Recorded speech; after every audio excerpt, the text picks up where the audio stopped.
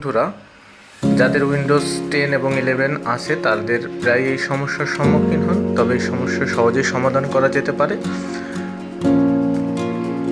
USB ডিভাইসের মাধ্যমে আপনি যদি নতুন উইন্ডোজ দেন সেটাও সমাধান হবে।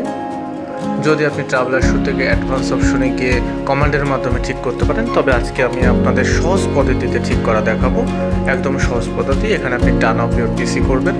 প্রথমে যখন টার্ন অফ হয়ে যাবে পিসিটা, এরপর আপনার পাওয়ার বাটন থেকে পাওয়ার অন করবেন এবং সাথে F1 বাটন ক্লিক করবেন।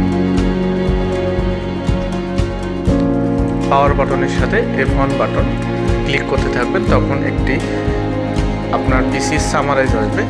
এরপরে আপনি পাওয়ার বাটনের ঠিক বাম পাশে ESC বাটনটি ক্লিক করবেন।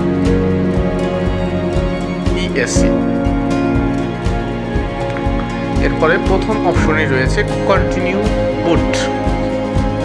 আপনি কন্টিনিউ বুট, শুধুই কন্টিনিউ বুটিং এন্টার দিবেন।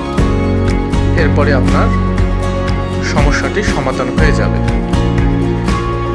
এই ট্রিক্সটি কাজে লাগলে লাইক, কমেন্ট, সাবস্ক্রাইব দিয়ে পাশেই থাকবেন। আর যদি এটিতে কাজ না হয়, পরবর্তীতে আমি অ্যাডভান্স অপশনে গিয়ে ট্রাভেলার শুটের মাধ্যমে কীভাবে এটা সমাধান করতে হয় সেই রকম ভিডিও আমি দিব।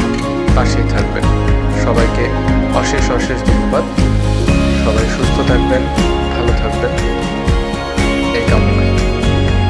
দেখুন, এই ট্রিক্সটিতেই আপনার পিসি অন হয়ে যাবে এবং পুনরায় আপনি পাসওয়ার্ড দেবেন, ঠিক হয়ে যাবে।